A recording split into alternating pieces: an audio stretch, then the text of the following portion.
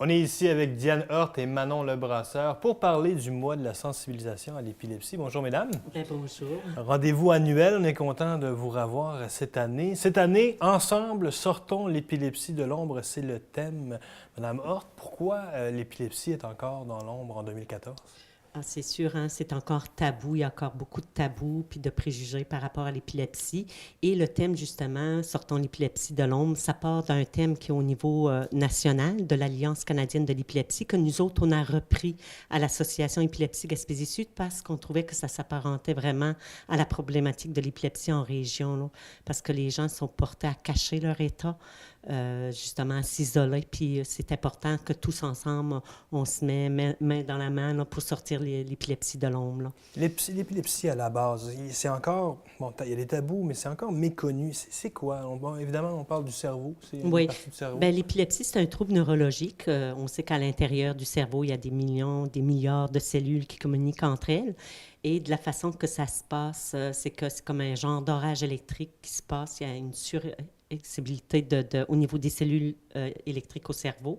Et ce qui fait en sorte qu'il y a différents types de crises, qu'il y a des modifications au niveau du comportement, au niveau du langage, tout ça, parce que il y a plusieurs types de crises d'épilepsie. J'imagine qu'au travers de tout ça, bon, le jugement des autres ou la méconnaissance de la maladie dans la famille ou dans l'entourage, ça amène des côtés négatifs. Là, oui, aussi, c'est là, sûr. Ça amène... ben, c'est surtout la peur. La méconnaissance, c'est que souvent les gens, ils ont peur parce qu'ils ne savent pas quoi faire, comment intervenir lors d'une crise d'épilepsie. Puis nous autres, c'est ça, c'est important de faire savoir aux gens qu'est-ce que l'épilepsie, les différents types de crises, comment on doit intervenir lorsqu'une crise se produit. Donc, quand les personnes savent quoi faire, ça diminue vraiment les peurs là, et les préjugés. Les gens qui sont atteints sont médicamentés. Est-ce que ça prévient des crises? Ou ça les maintient? Bien, c'est sûr que les personnes épileptiques, la plupart sont médicamentées par des anticonvulsivants. Ça fait que ça contrôle très bien les crises. C'est sûr qu'il y a une partie qui, même avec les médicaments, qui n'arrivent pas à contrôler leurs crises. Donc, ils doivent opter pour d'autres options, soit l'opération ou d'autres options là, thérapeutiques. Ouais. La méconnaissance d'un sujet d'une maladie, ça amène souvent des mythes, comme il va avaler sa langue. Ça, on a déjà parlé. Ouais. C'est dur d'avaler sa langue. C'était automatiquement impossible d'avaler sa langue. C'est sûr que durant une crise convulsive, la langue, c'est un muscle, donc elle va être portée à tourner. Mais la personne ne s'étouffera pas durant la crise. Là. C'est sûr que la personne peut saigner, en faisant sa crise convulsive, elle peut se mordre. Mais c'est pour ça que c'est important de mettre la personne sur le côté pour pas que la personne a des vomissements puis qu'elle s'étoufferait avec ses vomissements, là, dans le fond. Là. Mais pour sa langue, c'est juste que la personne qui fait sa crise la met de l'autre côté, ça rend sa crise plus confortable possible. Okay. Fait que... Parce que l'air circule mieux? Ben oui, l'air circule mieux, puis je veux dire, elle est plus confortable en la mettant sur le côté que sur le dos, parce que, veut pas, il y a obstruction aussi, là, au niveau de... vu que la langue tourne, là. Mais c'est ça, mais... Quand on sécurise vraiment, lorsque la personne fait une crise d'épilepsie, après sa crise, c'est important aussi de la réconforter, puis de dire « je suis là ». Puis si on voit vraiment que la personne ne reprend pas conscience au bout de 5 minutes, ou qu'une autre crise survient à la suite de elle qui vient de se produire, ou que la personne est diabétique, puis elle a d'autres problèmes de santé, c'est important d'appeler les urgences médicales à 911, là. Donc, on ne tient pas la langue, c'est pas nécessaire? Non, c'est ça, on ne met pas de crayon, toutes sortes d'objets, parce que ça peut casser, puis se retrouver dans les poumons, puis créer de gros problèmes, là. Fait que c'est important de ne pas agir comme ça. L'épilepsie a eu dans le passé, je ne sais pas si c'est le clergé qui avait amené ça, mais on voyait dans le démon dans cette maladie-là, évidemment qu'on ne la comprenait pas. On disait que la personne est possédée. Oui, mis à part les convulsions, qu'est-ce qui peut nous faire croire qu'une personne proche de nous est atteinte d'épilepsie?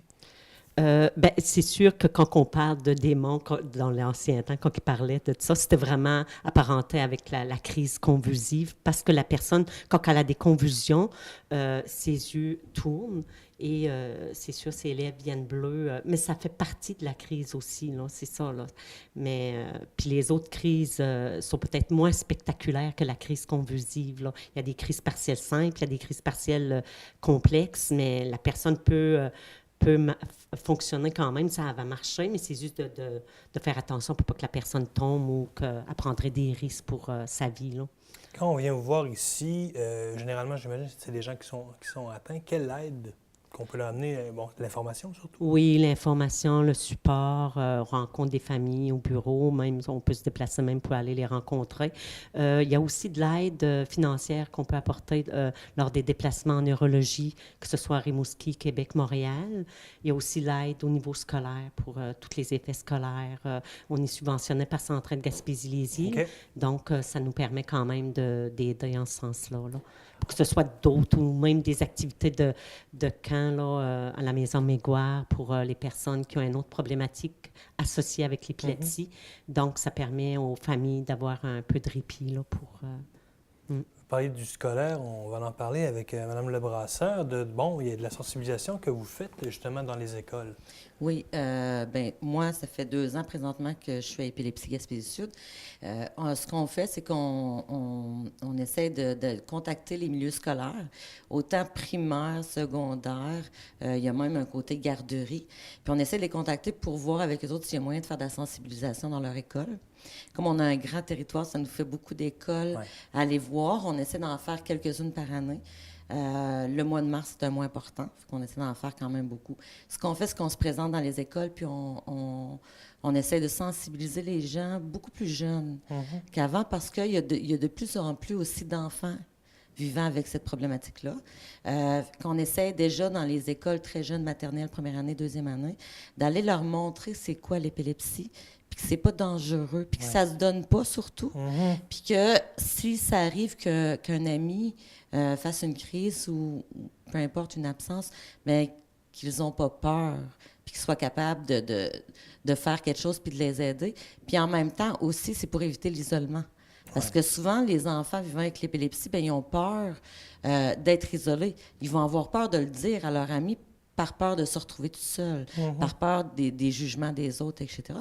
Fait que le but vraiment premier de sensibiliser, c'est qu'on va aller premièrement donner du support aux enseignants, informer l'équipe école et tout. Et avant tout, c'est vraiment de sensibiliser les gens vraiment le plus tôt possible à la problématique pour que, justement, les mythes puis tout ça d'avant n'existent plus présentement là, en 2014-2013. C'est une conscientisation vraiment at large, là, de tous les niveaux, tous les âges qu'on voit. Oui. Parce que est-ce que ça pourrait aussi entraîner des problèmes? Si l'enfant est gêné d'en parler, il pourrait aussi ne pas dire qu'il a eu une crise, à la limite, s'il a peur du jugement des autres. Là. Oui. Puis au niveau des enfants plus jeunes, on retrouve beaucoup la crise qui est l'absence. Okay? Fait que souvent, les autres enfants, ils ne diront pas, premièrement, qu'ils ont ce type d'épilepsie-là, ce type de crise-là. Puis les autres vont dire « Ah, il est tout le temps dans la lune, il n'écoute pas ce que l'enseignant dit. » Et là, ça amène autre chose. Mais tout ça, c'est causé par l'État. C'est causé par l'épilepsie. Mais quand les gens ont peur de le dire, ont peur de se faire juger, les gens ne comprennent pas pourquoi ces enfants-là. Puis il faut dire aussi qu'il y a d'autres... Il y a un petit peu un autre côté qui est avec l'épilepsie, c'est que parfois, ça amène d'autres difficultés, comme les troubles de l'attention, etc.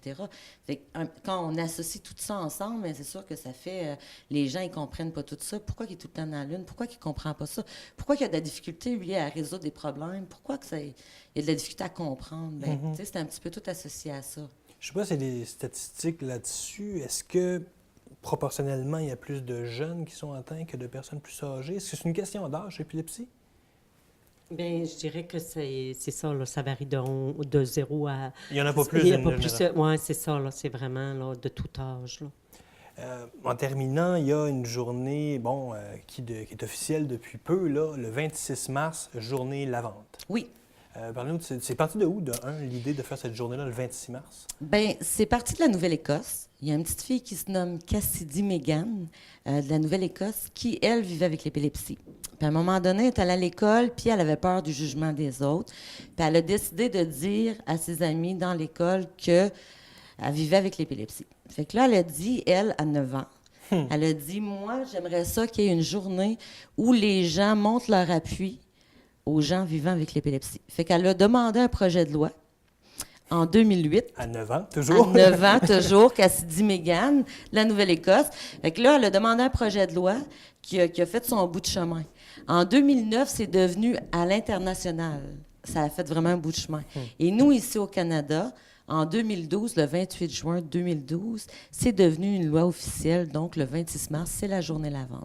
Donc, vraiment, qu'est-ce qu'on demande aux gens cette journée-là? C'est vraiment de démontrer leur appui aux gens vivant avec l'épilepsie, justement pour leur montrer qu'on les supporte en portant un vêtement, un ruban, Des ongles? les ongles, Ouais. oui, peinturer les ongles en couleur lavande, toujours, qui est la couleur officielle de l'épilepsie. Donc, elle, ce qu'elle veut, ce qu'elle a demandé, puis c'est maintenant une loi, c'est que les gens, le 26 mars, démontrent leur appui aux gens vivant avec l'épilepsie en portant la couleur lavande. Puis nous, de notre côté, ce qu'on fait, c'est qu'on sensibilise les milieux. On amène, l'an passé, on a distribué au-dessus de 300 rubans partout dans les milieux. Puis on demande aux gens de prendre des photos, puis où nous, on va se déplacer pour en prendre aussi, puis on amasse ça, puis on va démontrer justement à l'Alliance canadienne de l'épilepsie qu'on participe ici en Gaspésie à cette journée-là, puis qu'il y a beaucoup de gens qui font l'effort de supporter nos personnes vivant avec cette maladie-là. Et si c'est devenu...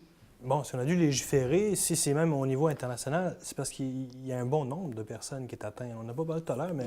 C'est 1% de la population. 1% 300 de... 000 Canadiens. 300 000 Canadiens, oui. Quand même, c'est Oui, assez vivant important. avec l'épilepsie. Mis à part, bon, la sensibilisation que vous faites dans les écoles, il y a aussi des activités, bon, qu'on va produire, qui vont se dérouler sur le territoire pour... Bon, est-ce que c'est pour ramasser des fonds? Oui, aussi. Ça permet aussi à l'association de ramasser des fonds durant tout le mois, c'est ça. Puis c'est sûr qu'on a des sommes quand même non récurrentes.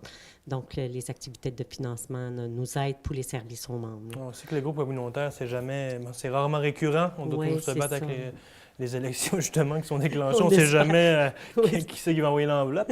Qu'est-ce qui va se dérouler, entre autres, sur le territoire? Bon, il va y avoir des kiosques, puis on va avoir du matériel, c'est ça, à l'effigie de l'association, mais aussi, c'est des stylos, des crayons à vendre là, dans les kiosques. On va avoir un kiosque le 15 mars à IGA à Passy-Bière. Le 21 mars, ça va être à la Banque Laurentienne aussi de Passy-Bière. Puis les autres activités, c'est ça, ça va être plus le repas partage le 22 mars avec les membres de l'association. Donc, c'était une façon de se réunir puis de souligner vraiment la journée lavande. Il y a aussi le 30 mars, ça va être notre déjeuner bénéfice au profit de l'association Épilepsie Gaspésie Sud. Donc, on va avoir l'apport aussi des Chevaliers de Colomb pour venir nous aider et d'autres bénévoles du milieu pour venir nous supporter lors de ce déjeuner-là. Le coût d'entrée est de 6 $ pour les adultes, 3 $ pour les enfants. Et pour les enfants, les billets vont se vendre à la porte, là. Ça s'appelle Gaspésie Sud. Là, on ne parle pas exclusivement de la baie des Chaleurs. On fait vraiment de la vallée à aller... C'est 3MRC, c'est de l'ascension de Patapédia jusqu'à Percé. Okay. Donc, 3MRC. Mais le bureau est à Passy-Pébiac. Si on veut vous rejoindre, si on n'a pas eu les informations qu'on voulait, si on en veut d'autres, on vous appelle, on sera ici. 418-752-6819. Vous allez voir tantôt nos coordonnées parce qu'on a un tout nouveau logo cette année. On n'a pas parlé tantôt, mais c'est vraiment le fun. C'est ça que cette année, là, qui est vraiment un logo qui nous ressemble là, à l'association. Là. Madame Lebrassat, Madame Hort, merci beaucoup. Merci.